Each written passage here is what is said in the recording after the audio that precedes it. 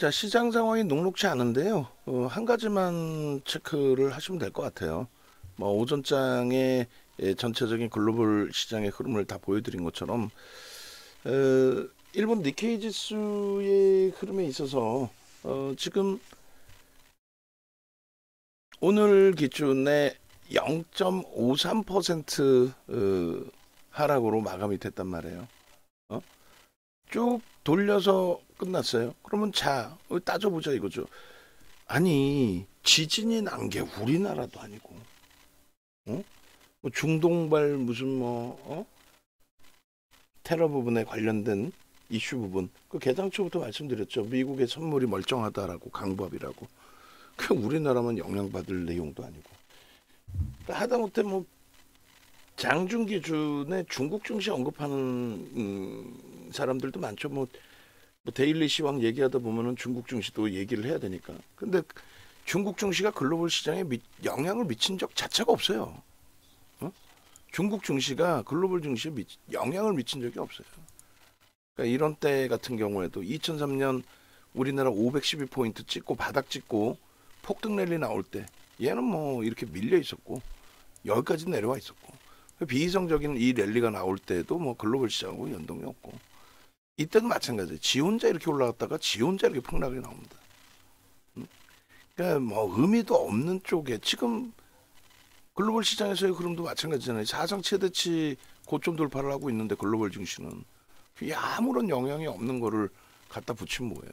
그러니까 결론은 지금 현재 기준에서 여전히 뭐 글로벌 증시 대비해서 우리나라만 유독 이렇게 상대적인 약세를 연출하고 있다. 그 부분에 대해서는 이제 어떻게 돌려줄 것이냐의 기준 그것만 놓고 따지면 돼요. 뭐 어디 가서 하소연해봐야 누가 들어주는 사람도 없고 계좌 손익은 우리가 지켜나가야 되는 기준이 되는 거고. 결론적으로 현재 기준에서 이제 오늘도 뭐 포트폴리오가 현대차의 비중도 25%로 확대를 해놨기 때문에 1월 포트가 이렇게 처참하게 무너졌어요. 4.8%. 3거래일 만에. 시장도 3% 수준의 하락. 이야. 근데 월말까지 기준에서 당연히 돌린다 쪽에 무게감을 계속 둔다라고 그랬죠. 저 계좌 손익은 충분히 플러스 뭐 목표는 10%까지예요. 그 기준이 미국 증시 기준에서 뭐 테슬라 같은 경우 우리는 안중에도 없고 사실은요. MS부터 해서의 기준인데 뭐 사실 애플 쪽이 있습니다만 애플 쪽 같은 경우에도 온 디바이스 AI 쪽 반도체 관련한 내용이라고 한다면 뭐 사상 최대치 신고가 넘기고 나서 10% 정도 더 올라가고 지금 눌림폭 정도거든요. 이게 뭐 문제가 될 내용은 아니잖아요. 그 MS 같은 경우에도 마찬가지예요. 마이크로소프트 같은 경우에도 오히려 이제 시가총액 순위가 역전될 수 있다 이렇게 표현을 하는데 일단은 마이크로소프트사 같은 경우에 시가총액이 뭐 역전되든 안 되든 이쪽도 지금 AI 관련해서 집중적인 투자를 하고 있죠. 그러니까 시가총액 2위 또 애플하고 지금 시가총액 1위가 바뀔 수도 있다라는 내용이 나올 정도의 수준이에요.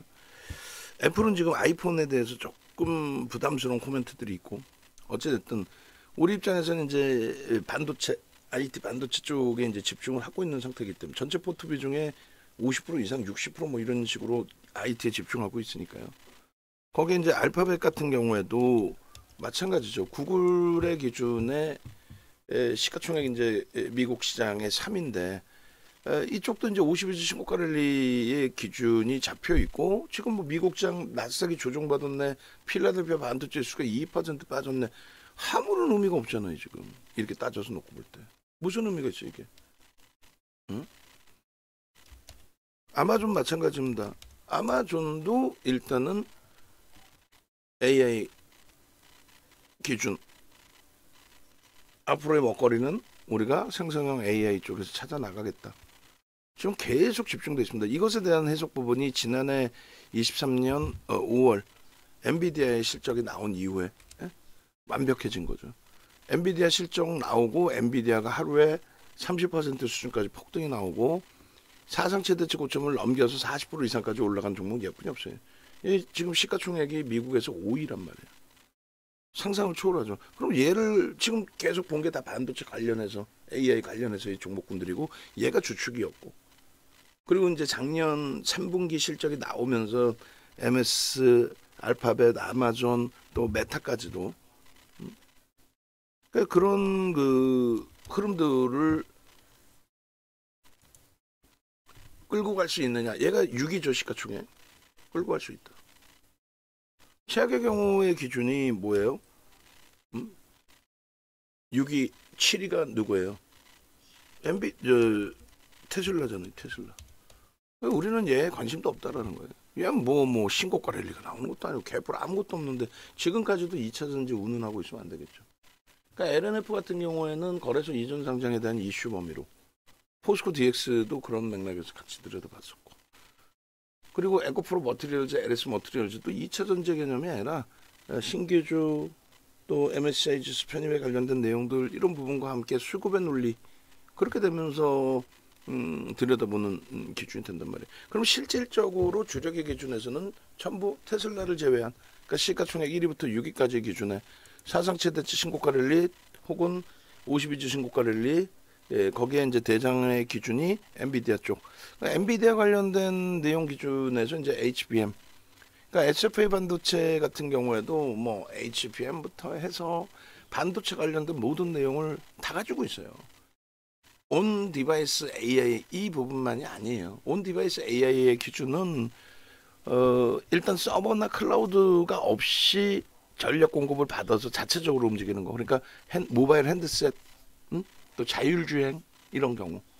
그래서 이번에 1, 4분기에 삼성전자의 또 애플의 모바일 신작이 나오게 됐을 때 AI 승부를 걸겠다 뭐 이런 식으로 이제 코멘트를 날리고 있다 보니까 그런 기준에서의 기준점 설정 범위가 잡혀 있다는 거예요. 결론적으로 어찌됐든 뭐가 어찌됐든 결론적으로 지금 우리의 입장에서는 이 종목군들 뭐 주력주부터 쭉 살펴보는 거예요. 장중에 뭐 주력주 위주보다는 변동성 위주로 쭉 살펴봤다라고 한다면 마감 기준에 뭐 수급 범위까지 다 놓고 봐야겠습니다만 일단은 이런 식으로 삼성전자에 지금 수급이 꼬여지는 거 아니냐. 전체 그림 보시라는 거예요. 전체 그림 놓고 보실 때 뭐 삼성전자 좀 꼬여 있나요? 수급이? 지금 수급 나온 거 반영된 거예요. 꿈틀도 안 하죠. 59억 주짜리에 100만 주, 180만 주 무슨 의미가 있어요. 누적적으로 외국인들이 지금 5%에 달하는 그런 매수 강도가 유입돼 있고 4%대 매수 강도가. 기관들을 매도해봐야 지금 0.2% 수준? 의미 없죠. 하이닉스 마찬가지. 아니 뭐 신고가 대비해서 아니 얘네가 아파? 그러니까 예를 들면은 지금 그 삼성전자나 하이닉스 비중 우리가 가장 높잖아요. 특히 이제 뭐 하이닉스 위주로 설정을 하고 있는데 60%까지 10월 말에 너무 힘들어 하시니까 그러면 압축합시다. 제일 센 놈으로 하이닉스입니다. 그게 이제 60% 비중까지. 그걸 이제 줄여서 지금 40% 비중으로. 오히려 안 줄이는 게 나을 뻔했을 수도 있어요. 왜냐하면 현대차나 기아의 경우에 실적 뭐 상상을 초월하고 누적 수급 상상을 초월하는데 거래가 아직까지는 현대차 쪽이 조금 미흡하니까 그걸 이제 좀 감안하자라고 했는데 어쨌든 뭐 하이닉스의 비중 40% 그다음에 현대차 비중을 15에서 25%로 이번 1월 달의 기준입니다. 그 친구들이 지금 삼성전자 하이닉스가 고점 대비 얼마나 밀려있어요? 신고가 찍고 52주 신고가 찍고 4% 밀려있어요. 이걸 못 견뎌요? 그러니까 이 비중이 제한 쪽이고 다른 비중이 높은가 보죠. 그러면 안 돼요. 일단 주력을 먼저 채우자니까. 편안하게 가자니까 일단. 그렇게 하고 LG전자하고 삼성전기 기준에 최근 들어서 이제 삼성전기 쪽의 기준을 잡아놨잖아요. 수급 보세요. 수급 뭐 상상을 초월합니다. 근데 얘도 현대차 기아가 실적이 상상을 초월하는데 시세를 못 내줬던 그 아쉬움이 있는 것처럼 마찬가지로 얘도 수급은 상상을 초월하는데 안타깝게도 거래대금이 빵빵 터지면서 변동성을 확장을 주지는 못하고 눈높이에 조금 모자른 거죠. 지난 10월 말 저점에서부터 27% 올라와 있다 할지라도 그거는 우리가 편입했던 단가 대비해서 저점으로 내려갔다 돌린 흐름인 거고, 어찌됐든 그렇다고 해서 최근의 고점을 형성하고 나서 그 조정폭이 감내하기 힘든 변동성 종목은 아니라는 거예요. 마찬가지 한미반도체. 지금 이제 포트폴리오에 들어가 있는 종목을 먼저 보는 겁니다. 이렇게 해서 IT 쪽의 기준은 어찌 본다면 전혀 문제 없다. 한미반도체 최고점 대비 13% 최고점에 사셨나? 그러진 않잖아요. 최고점 대비 13% 최고점에 사셨냐? 그렇진 않잖아요. 결론적으로 이 흐름 범위를 주력 포트폴리오에서 안정화되어 있는 부분을 긍정적으로 해석을 하고, 자동차 같은 경우에도 지금 주간 단위의 기준 이번 주에 뭐 어마어마하게 맞은 거죠. 현대차, 기아 다. 근데 뭐 기아는 조금 나요. 현대차 이게 뭡니까? 수급은 더 들어와 있는데 주가는 더 또 깨고 내려갔어요. 근데 이제 가격 반발력의 기준을 이쪽은, 그러니까 뭐 변동성 종목의 경우에는 시각차가 발생된다라고 했을 때는 그럴 때는 어떻게 기준을 잡았어요? 손절을 해서 비중을 낮추는 기준도 설정을 했죠. 근데 실적이 뒷받침되어 있고 누적 수급이 뒷받침되어 있는 이런 주력의 경우에는 어지간해서는 쥐고 간다는 거예요. 다만 이제 비중에 대한 조절을 일부 가져간다라고 표현을 해놨는데, 이번에 늘려놓은 비중에서 이렇게 주간 단위에 무너지다 보니까 짜증스러운 거죠. 고점 찍고 6.63입니다. 남들이 볼 때는 솔직히 이렇게 보고 나면은 장대 음봉 떨어져서 뭐 숨도 못 쉴 흐름으로 보여질 수 있는데, 땡겨서 딱 놓고 보시면 최고점 대비 이번에 찍은 최고점 20만 3,500원 대비 6%예요. 그러면 이번에 들어 올릴 때 하루에 4%씩도 움직였죠. 그걸 감안한다면 과하게 밀려져 있으니까 돌릴 때의 흐름은 충분히 하루에 4% 5%의 흐름도 나와줄 수 있다. 연출될 수 있다. 그렇게 해석해서 들여다볼 수 있다는 거예요. 그걸 왜 못 들여다봅니까? 그렇잖아요. 그래서 지금 주력주 설정 범위의 종목군들 LG화학은 조금 비중을 낮춰놓긴 했는데, 어쨌건 얘도 뭐 그렇게 변동성이 최근의 흐름에서는 그렇게 문제될 변동성의 흐름까지는 아니고, 그래서 주력주에서 이렇게 진행이 됐는데, 다만 이제 1월 2일부터 포스코 DX가 너무 많이 맞았고, 등락 유례 범위가 조금 전에 이제 현대차의 그 음봉 크기하고는 다르죠. 퍼센테이지가. 그래서 이쪽은 변동률이 컸던 종목인데, 어찌됐든 오늘 기준에 추가적으로 조정이 나왔어요. 뭐 1.59% 약보합권이긴 합니다만 고점 대비해서 22%나 밀려 있습니다. 손절의 기준도 잡아드렸었고 재편입의 기준도 잡아드렸는데, 결국은 재편입에서 가지고 있는 그런 상황이 되잖아요. 그러니까 연기금 쪽의 누적적인 수급 범위의 흐름들을 좀 긍정적으로 해석을 해보자는 거예요. 최근 들어서의 흐름에. 그리고 최근 오늘 기준에서도 연기금이 그렇게 뭐 매도의 기준을 잡은 게 아니라 매수, 소폭입니다만 매수의 기준을 잡아줬고, 이게 이제 끝난 것이냐라는 기준이 말씀드린 것처럼 21일, 22일, 26일, 27일, 28일까지 5거래일 연속 종가 기준으로 거래대금 2위였어요. 그 거래대금이 지금 급격히 둔화된 거예요. 그죠? 돌릴 때 가격 반발력을 소폭을 주는데, 시장에 연동돼서 가격 반발력을 주는데 거래가 터지지 않는다면 그럼 어떻게 돼요? 그럼 못 들여다봅니다. 그럼 정리를 해야 돼요. 미련을 버려야 돼요. 아쉽지만 어차피 변동성 매매로 들어갔고, 그 변동성의 확장 부분을 뭐 조금 더 놓고 보려고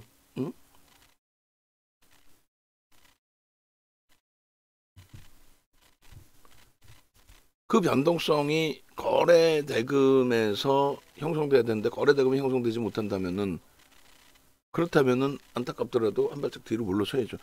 뭐 MSCI 지수의 편입 관련된 내용들, 그런 부분들이 다시 불거져서 거래가 없다라는 거는 관심이 줄어든다는 거예요. 근데 다시 불거져서 거래가 터지면 그때 들여다봐도 되거든요.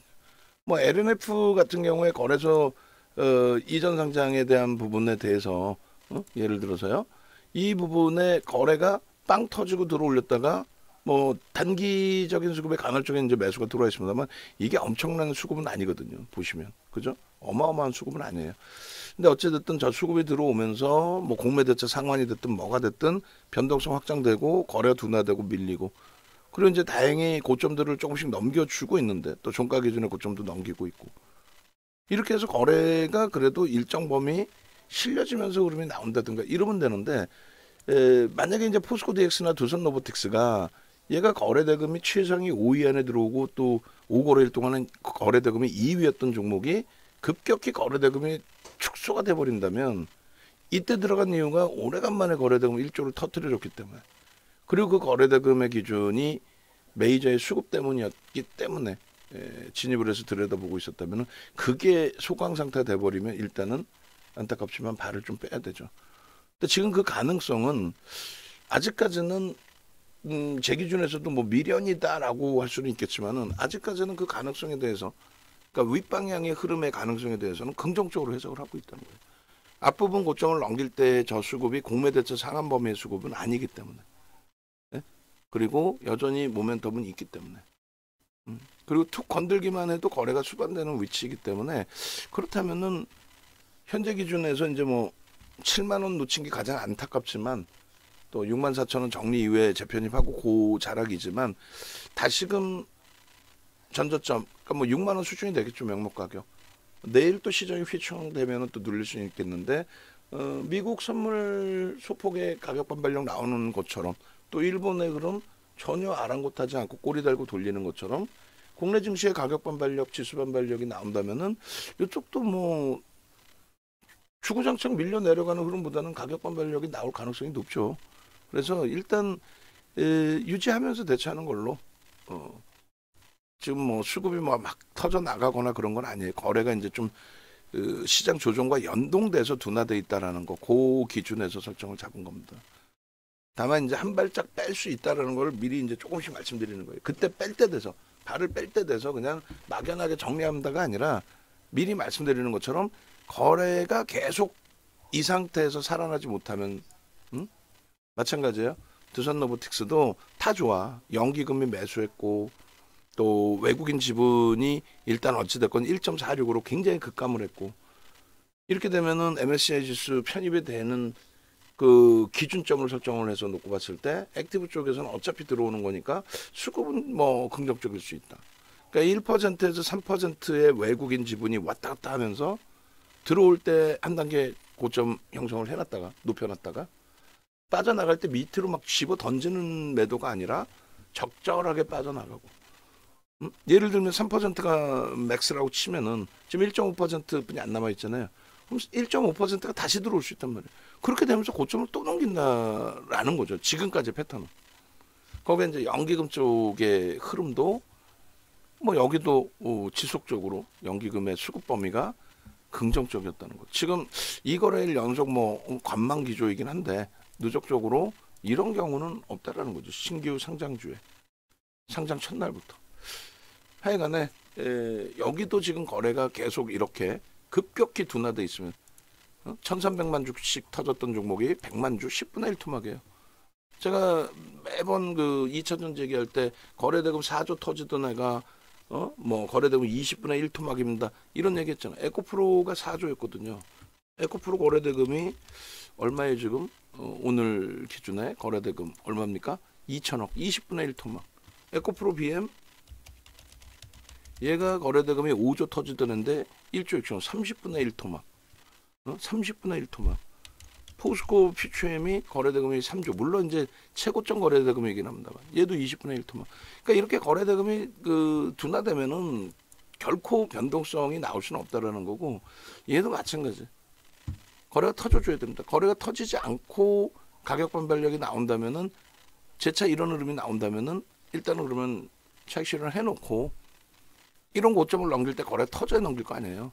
그럼 그때 갑자기 점프해서 거래 터지진 않으니까 그때 돼서 변동성 매매 기준을 설정을 잡아서 재편입을 하더라도 비중에 대해서는 일부 조정할 가능성도 있습니다. 거래되고 이렇게 없으면. 다만 지금은 아니에요. 지금 뭐 공포감을 갖지 마시고 대처를 못하겠다 하시면 문자 매매 쌩 기다리시고, 특히 이제 주력주 포트폴리오에 들어가 있는 종목군들에 대해서는 그렇게까지 심리적으로 급한 마음을 가져가실 필요는 없습니다. 네. 그러면 이제 주력주에 포함돼 있는 종목의 전략은 끝난 거예요. 지금 다시 들여다봤더니 문제가 될 만큼 심각한 상황에 놓여져 있는 거는 그나마도 포스코 DX의 변동률 수준이고, 5% 비중에서 대처를 해야 되는 부분에 대한 고민을 조금 더 잡아가 보자. 그리고 지금으로서는 긍정적으로 해석을 하자. 우리나라만 과도하다. 그 연동된 폭의 종목군들의 조정 수준이다. 이렇게 해석을 해드립니다. 그리고 나서 이제 우리가 가지고 있는 쪽은 IT 위주잖아요. IT 소부장, 응? HPSP. 얘도 16%나 밀려 있어요. 근데 최고점에서 잡지는 않았단 말이야. 그리고 12월 달에 12월 1일, 12월 15일 고점을 2번을 넘겨준 거예요. 그리고 눌림목이에요. 그리고 눌림목. 뭐 시장 지수도 2600이 다시 이탈됐잖아요. 그럼 얘는 굉장한 기회인 거죠. 응? 2600이 깨진 상태에서 되돌릴 때에 지금처럼의 누적 수급을 가지고 있고 업황이 긍정적으로 해석되고 있는 쪽, IT 쪽의 기준, 또 실적이 뒷받침되어 있는 자동차 쪽의 기준은 돌려질 때 흐름에서 선봉주자 역할을 할 수 있단 말이야. 순환성에 뭐 바이오 움직이고 이런 걸 떠나서. 근데 에코프로를 비롯한 2차 전지는 어떻게 될까요? 제가 판단할 때는 못 움직일 걸로 추정을 한단 말이죠. 2차 전지 기준은. 그런 맥락이에요. 돌릴 때 지수가 일단 어찌됐든 지수가 꺾여져 내려간 부분에 유가증권 시장 기준으로 우리는 따져요. 그래서 2600포인트 이탈된 상황에서 돌릴 때 누가 돌리겠어요? 삼성전자 하이닉스가 돌리겠죠. 그 돌리는 흐름의 주도적인 역할. 이때도 마찬가지로 시장 견인할 때의 역할 부분에 뭐 2차 전지가 작년 7월 말까지 변동률이 커져 있었을 뿐이었던 거지. 네? 결론적으로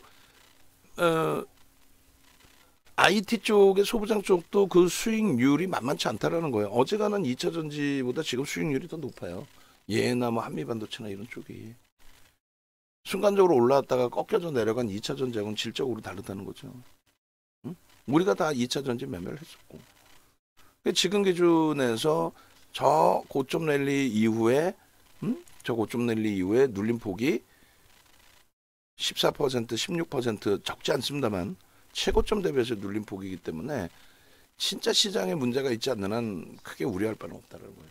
진짜 시장에 문제가 된다는 거는 글로벌 증시의 신고가 랠리의 기준이 그게 무너져 내리는 모습이 연출돼야죠. 지금 그렇지 않죠.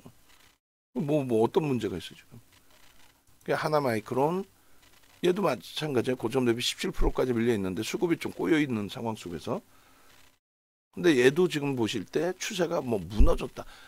그렇게 해석할 위치는 아니라는. 리노공은 마찬가지. 네? 신고가를 지금 계속 찍어주고 있는 상태의 흐름이에요. 그러니까 아쉬운 거는 전체 시장에 관심을 받을 만큼의 거래량 거래대금은 아니기 때문에 1월 2일 날 신고가 다시 22만 9천 원 찍을 때 좀 잘라내줘야 되는데 IT는 사실 뭐든 갖고 가면은 계속 신고가를 낼 수 있거든요. 그런 그 욕심 때문에 저도. 근데 그걸 좀 압축하고 한쪽으로 몰고 가야 되는데 앞으로는 장이 더 그럴 거예요. 안 오르는 종목이 없어. 대부분 다 올라. 다만 이제 한 발치 뒤에서 보면은 그래서 누적적인 수익이 얼마니? 라고 했을 때 하이닉스처럼 90% 이렇게 막 수익이 나 있어야 되는 게 정상이에요. 지금 뭐 포스코 홀딩스나 2차 전지 막 끌고 갔었던 것 같은 그 종목군들, 포스코 퓨처엠이나 이런 친구들이, 에코프로비엠 이런 친구들이 하이닉스보다 월등한 안정성과 함께 수익이 형성돼 있다? 그렇지 않아요. 에코프로 BM 같은 경우가 1월 말 종가 기준이 97,000원이었어요. 지금 이제 27만 9천 원까지 다시 돌려놨는데 20만 원이 깨졌었죠. 포스코 퓨처엠 마찬가지 기준. 포스코 퓨처엠이나 홀딩스는 지금 100%가 안 나와요. 상승률이. 결론은 주력주 기준 계속 말씀드리지만 주력주 기준의 기준과 그다음 변동성 매매 기준을 별도로 좀 나누어 놓으실 수 있어야 되는 부분이 있고, 그다음에 변동성 매매 기준에서도 이제 이렇게 소부장을 무조건 이뻐라는 게 아니라 똑같이 프리미엄이 높지만 이런 누적 수급이 들어와 있는 쪽. 2차 전지는 우리가 7월 말까지 공략할 때 누적 수급이 들어온 쪽이 없었잖아요. 전부 개인들에게 물량을 떠넘긴. 그런 맥락의 흐름들을 해석을 좀 해볼 수 있어야 됩니다. 일단 리노공업도 결론적으로 이제 종가 기준으로는 계속 고점인 거예요. 예?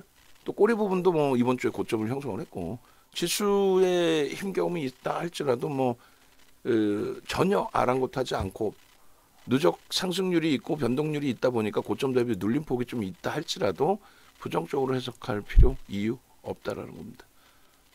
SFA 반도체도 오늘 고점을 한 단계 높여놓은 것뿐만이 아니라 SFA 반도체도 기존의 흐름 꼬리 달린 거, 그래서 좀 고통스러웠던 거, 그거를 몸통으로 이번 주에는 다 들어 올려놨던 거예요, 사실은.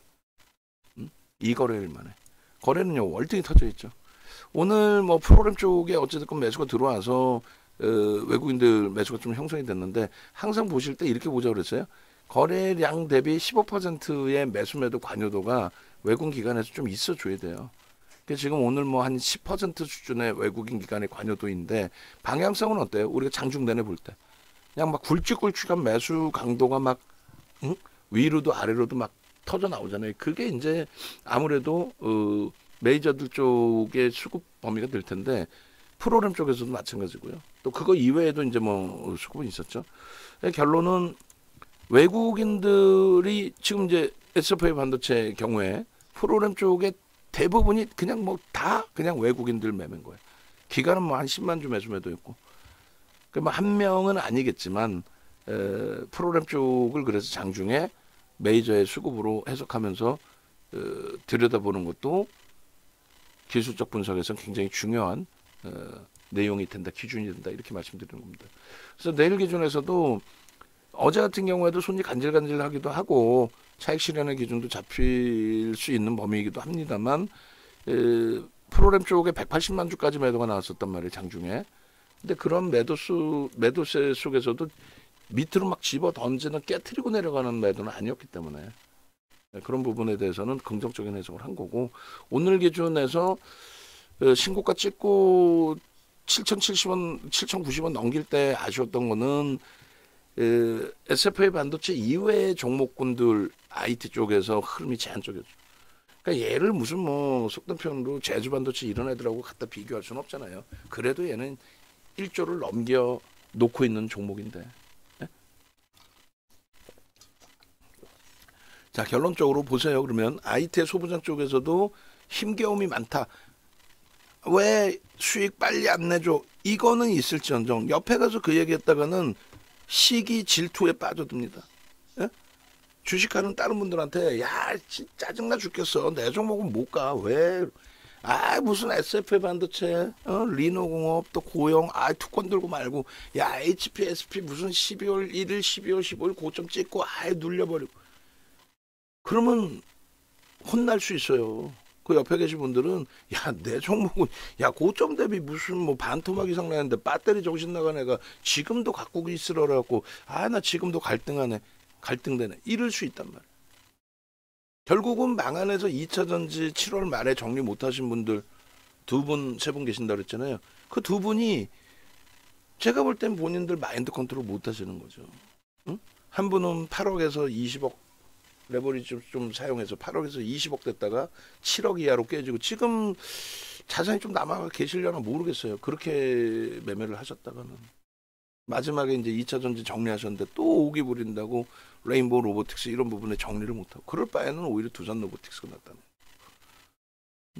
그리고 이제 또 한 분도 결국은 이제 연장을 안 하시고 못 하시고 심리적으로 2차 전지 4월에 가입하셔서 7월까지 그 좋은 수익을 냈다가 정리를 못해서 끙끙대시다가 결국은 뭐 독립하셔서 잘 수익을 내시면 괜찮은데, 그분도 이제 종목을 2종목에 이렇게 몰빵을 하신 기준이란 말이에요. 그게 이제 포스코 퓨처엠, 에코프로 PM, 뭐 사실은 거의 비슷한 종목인 거죠. 4월부터 편입을 해서 결국은 수익을 내고 정리한 게 아니라 손실을 보고 정리했던 그게 좀 안타깝다라는 거고. 그럼 그 이후에 그러면서도 11월 이후에 뭐 두산 로보틱스든 에코프로 머티리얼즈, LS 머티리얼즈, 뭐 포스코 DX 변동성 종목군들이 꽤 있었어요. 어쨌든 그 포스코 퓨처엠, 에코프로 BM을 자산 규모가 뭐 작지 않으신데 5억, 10억을 그렇게 다 들어가실 정도라면은 오히려 뭐 셀트리온까지 오늘 셀트리온 제가 미끄러지긴 했습니다만 그런 쪽을 놓고 보시더라도 나쁘지가 않은데 그게 고정관념인 거예요. 그러니까 윤정두가 자꾸 기술적 분석 언급을 해드리는 이유가 펀더멘탈적으로 제한적입니다라고 얘기해드리는 이유가 여러분들이 지금도 케이블 TV 어디든 보실 거 아니에요. 제 방송 이외에 또 외부에 계신 분들도. 그러니까 그러신 분들의 기준이 그냥 방송에서 나오는 얘기를 내가 잘 모르다 보니 방송 나오는 사람 얘기는 다 맞는 것처럼 생각해 버리신단 말이에요. 근데 그거를 악용을 하는 친구들이 있어요. 완전히 이제 뻔뻔해진 거지. 처음에는 이제 눈치 보고 뭐 준비도 하다가 나중에는 거짓말을 내고 혹은 거짓말이 아니라 자기가 몰라서 어떻게 하다 보니까 실수를 했는데 PD도 몰라, 작가도 몰라, 시청자도 몰라. 그러니까 그 다음부터는 그냥 나가서 거짓말만 하는 거지. 그냥 생각나는 대로 아무렇게나. 그러다 보니까 뭐 시가총액이 뭔지 이 종목이 진짜 내가 매매를 할 수 있는 종목인지 그런 아무런 생각 없이 뭐 지금 당장 뭐 흥구석유, 한국석유 이런 종목의 시가총액 1,000억 원대 이런 종목군들의 물량받은 노릇을 해버리는 경우들이 발생된다. 그렇게 돼서는 안 돼요. 그래서 우리가 들여다보는 SFA 반도체, 고용 이런 종목조차도 리노공업까지도 신고가를 지금 내고 있는 상황임에도 불구하고 저평가는 아닙니다라는 말씀을 먼저 심어드리는 거예요. 그래야만 최고점에서 매도 세인 나올 때 매도를 할 수 있는 거예요. 그렇지 않고 자꾸 주변을 들여다보니 윤정도는 분명히 2차 전지 매매할 때 기술적 분석으로 말씀드렸고 심한 경우는 야 이거는 너무 과하게 올라옵니다. 수익 나니까 좋긴 하지만 야 이거 무슨 에코프로가 이렇게 올라와 이건 아닙니다. 분명히 말씀드렸어요. 그러니까 마지막에 정리도 깔끔하게 되는 거예요. 그리고 굉장히 좋은 흐름으로 완성이 됐고 오버슈팅 제대로 나왔잖아요. 아니, 포스코 인터내셔널 시가총액 9조짜리가 24일날 상한가, 25일날 10%, 26일날 또 상한가 그렇게 해서 9조짜리가 3일 만에 17조 간다? 아니 그거는 초등학생이 들어도 야 이거는 엄청난 거품이다. 너무 큰 오버슈팅이다. 이건 끝내야 된다. 그거는 누구나 알고 있을 수 있는 내용이란 말이에요. 응? 그게 꼬리 달리고 음봉으로 떨어지면 끝자락이 나는 거예요. 응? 셀트리온 제약의 기준도 상한가 그 어마어마한 거잖아요. 단기과일 지정 예고 들어갔어요. 여기서 꼬리가 더 길게 달리고 막 음봉으로 그럼 끝나는 거지. 근데 그것을 들어올린 쪽이 뭐 수급이 들어와 있기 때문에 방어가 된다든가 또 이렇게 내일 마무리가 돼서 그 다음 주봉 보여드렸잖아요. 이때 2020년 기준에서의 흐름. 그 다음 주봉에서 이렇게 이때 사상 최대치 거래 대금을 셀트리온에서 기록을 갱신해 준 거예요. 우리나라 기록을. 그러니까 이 수익 범위를 볼 거냐, 여기서 꼬리 달고 내려오고 음봉 떨어져서 이제 끝났다라고 치면은 손절하고 끝낼 거냐. 예? 그게 명확해야 되는데, 야 셀트리온 제약이 셀트리온하고 뭐 6개월 이내에 합병을 하게 되면 합병하면 그 전부터 날라갔어요. 그 내용이 뭐 오늘 나온 내용이야? 지난해부터 다 노출돼 있던 내용이죠. 응? 그래서 주력주도 마찬가지가 되겠지만 주력주는 대부분이 펀더멘탈을 뒷받침을 하고 수급이 들어와 있는 쪽, 그게 양쪽 다 맞아 있는 쪽을 주력으로 잡고 있어요. 그거 이외에 펀더멘탈은 안 되지만 수급이 들어와 있든가 아니면 펀더멘탈은 월등히 좋은데 지금 현재 거래가 제한적인 종목 중기적으로 본다든가 이런 식의 기준을 잡고 대처하는 거고, 변동성 종목은 이왕이면 펀더멘탈도 되고 거래대금도 터져 있고 그렇게 되면서 시가총액의 가벼움, 뭐 10조 미만짜리 종목군들 이런 종목에서의 변동률의 확장, 그렇게 기준을 잡는 거예요. 그래서 오늘 기준에 뭐 안타깝지만 그 HLB하고 알테오젠을 어차피 바이오라고 한다면 밀려서 이제 잘라내겠습니다의 개념이 아니라 HLB, 알테오젠을 셀트리온 제약이나 셀트리온이 얘네가 못 움직이면 어차피 걔네도 추가적으로 움직이기가 좀 불편하죠. 그죠? 그래서 셀트리온의 이틀 연속 기간의 매도가 있고 이제 뭐 외국인이 소폭 매도가 있지만은 이 부분은 부담스러울 만큼의 흐름으로 해석하지는 않아요. 그리고 셀트리온 제약이 단기과열 지정 에, 예고 부분이 형성이 돼 있음으로써 부담이 됐는데 프로그램 쪽의 수급은 들어오면서 외국인들 매수가 형성이 된 거고 뭐 시간의 기준에서 이들 종목의 흐름이 오늘 하루에 그 마무리되지 않을까요? 단기과열 지정 예고 저도 한번 다시 볼게요. 그렇게 해서 일단은 고점에서부터 이제 눌려져 있는 폭의 기준이기 때문에 여기서 10,000원, 그러니까 10% 정도의 변동성의 기준은 뭐 여유로움이 좀 형성돼 있어요. 하여간에 뭐 다 떠나서 그런 걸 다 떠나서 지금 기준에 셀트리온이든 이제 셀트리온 제약이든 우리가 편하게 가져갈 수 있는 종목으로 설정하는 건 아닙니다. 다만 변동성 종목에서의 시가총액 극대형주에서의 거래대금이 터지고 움직임이 나오기 때문에 보는 거란 말이에요.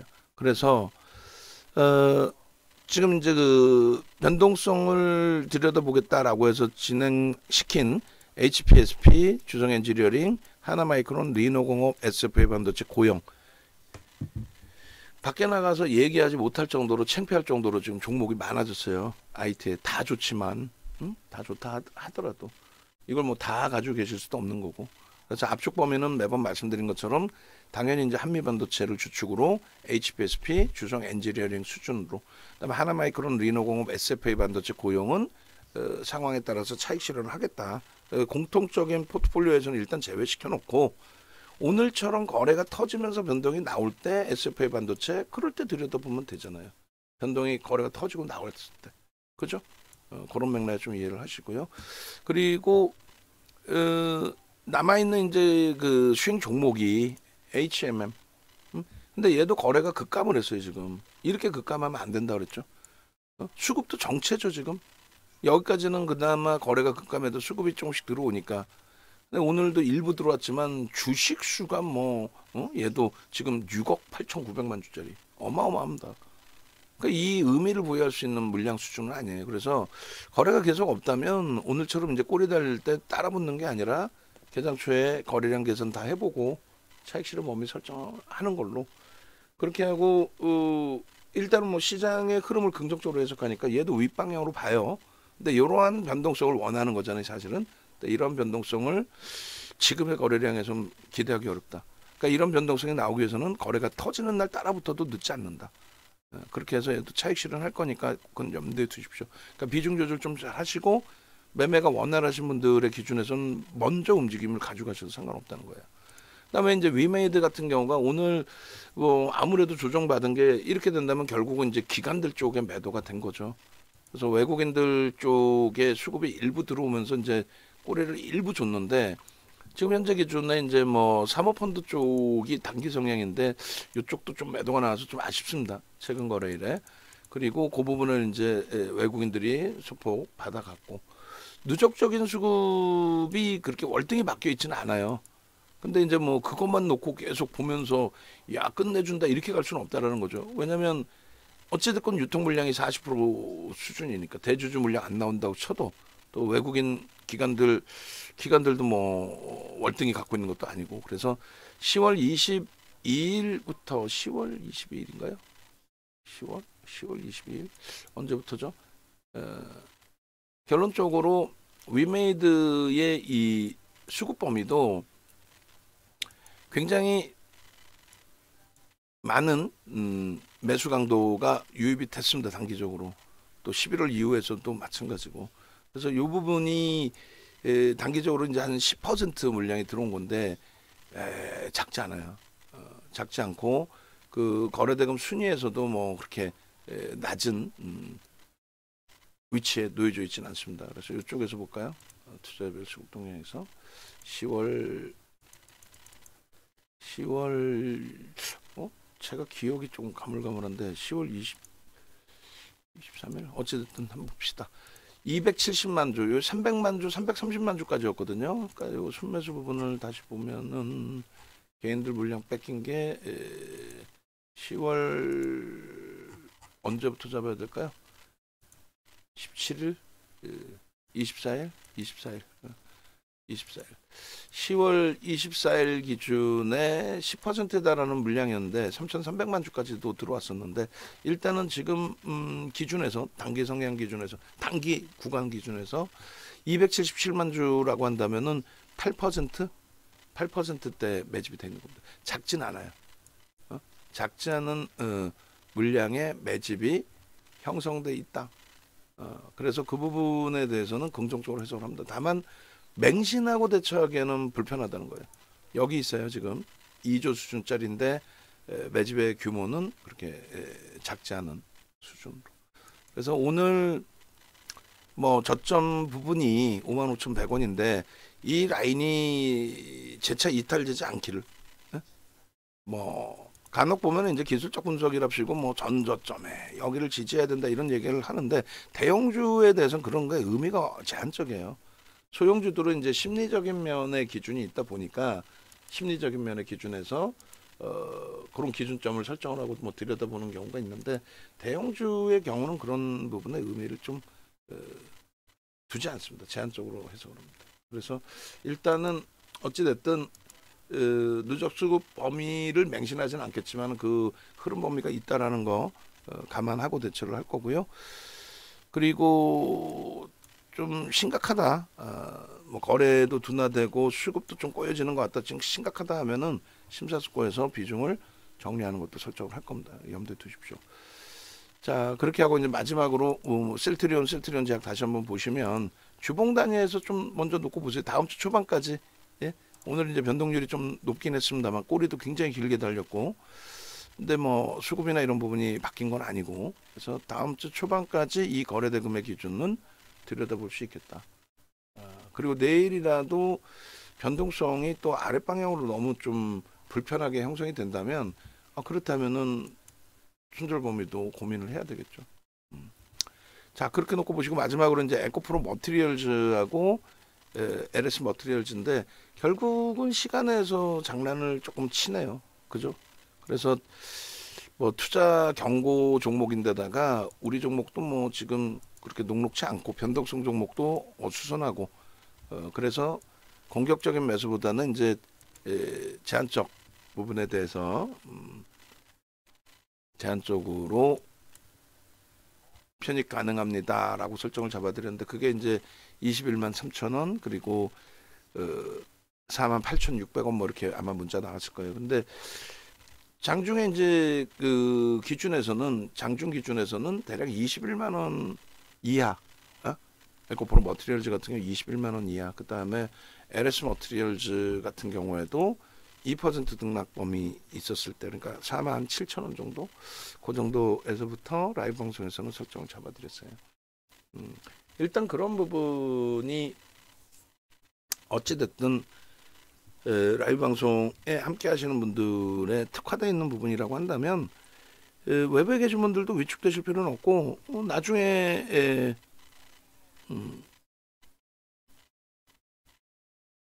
라이브 방송으로 합류하셔도 되고 또 내일 기준에 당연히 이제 지금의 시간의 흐름이 긍정적으로 계속 연동이 돼서 마무리가 된다면 그럼 결론은 어떻게 되겠어요?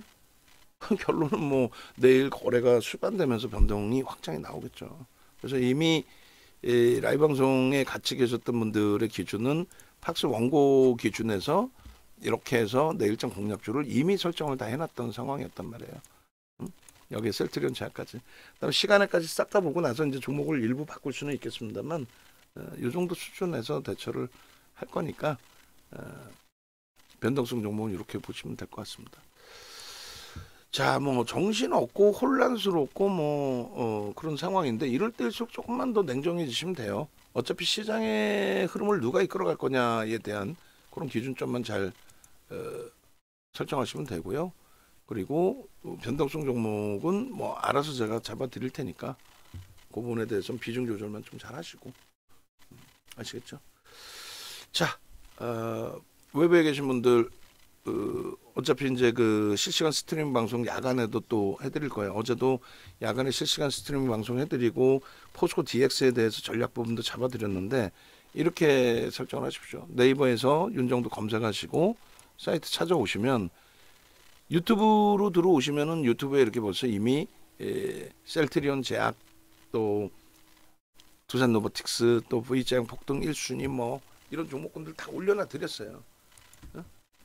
다 참조하시고, 그 다음에 지금 이 영상 녹화되는 거, 오늘 원고 작업하시고 모니터링 하신 분들 이 영상 녹화되는 거 있죠? 이 부분을 맨 여기다가 상단에도 넣어주세요. 상단에 넣어주시고, 그리고 결론적으로 시장의 지수의 흐름에 대해서 그렇게 뭐 여러분들이 우려하실 필요는 없습니다. 그러니까 유튜브에서 좀 공부하시고, 그 다음에 공식 홈페이지 오시면 이렇게 홈페이지 나와 있어요. 나와 있으니까 뭐 문자반은 1년에 한 번 딱 열어놓는다 그랬죠. 연말 연초에. 그래서 이번 주까지 문자반 모집 이제 마지막 2분까지 해서 끝내고, 그리고 뭐 VIP 회원가입 부분도 이벤트 진행 중이니까 참여하시고, 전화번호는 여기 있습니다. 함께 하시고요. 그리고 일단은 교육 부분에 대해서도 정회원님들은 요 자료 달라고 하세요. 프리미엄 교육 뭐 해서 요 자료 좀 달라고 하셔서 함께 하셔서 수익 범위 꼭 가져가시기 바랍니다. 아시겠죠? 전화번호 왼쪽에 있습니다.